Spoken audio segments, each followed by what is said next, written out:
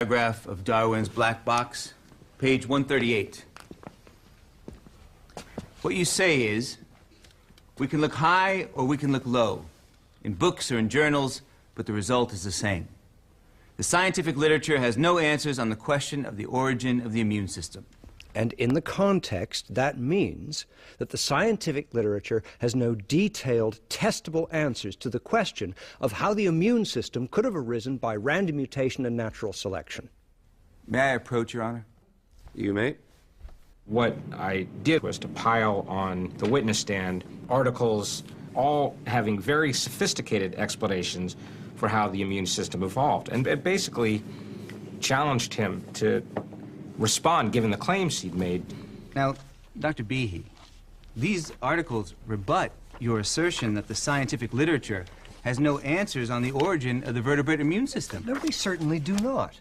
My argument is that these articles have no detailed, rigorous explanations for how complex biochemical systems could arise by a random mutation and natural selection, and these articles do not address that. And then he starts to say, well, have you read this book, Dr. Behe? And he starts to pile these up on Behe's witness stand. Eventually, Behe was almost dwarfed by the stack of scientific literature on the evolutionary origin of the immune system.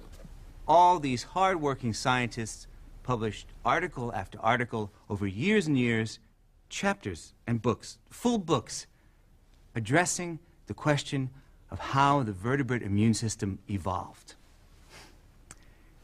But none of them are satisfactory to you. That's a lawyer's trick.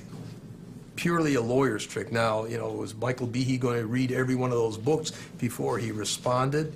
It was totally theatrics. Mr. Rothschild, would you like your books back?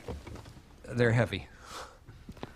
The defense case included 3 expert witnesses. And on the last day of testimony, the final defense witness told the court about a creature that by now was familiar to everyone. I'm Dr. Scott A. Minnick. I'm an associate professor at the University of Idaho in microbiology. Dr. Minnick, can you give us an example of design at the molecular level? This is a bacterial flagellum. This is a system I work with. We've seen that. I know. You're going to see a little more of it, Your Honor. I kind of feel like Zsa Zsa's 5th husband here, As the old adage goes, I know what to do, I just can't make it exciting. But I'll try. Now, you specialize your focus and research on the flagellum, is that correct? That's correct, yeah. And you've done experiments on the flagellum. I have. And you've written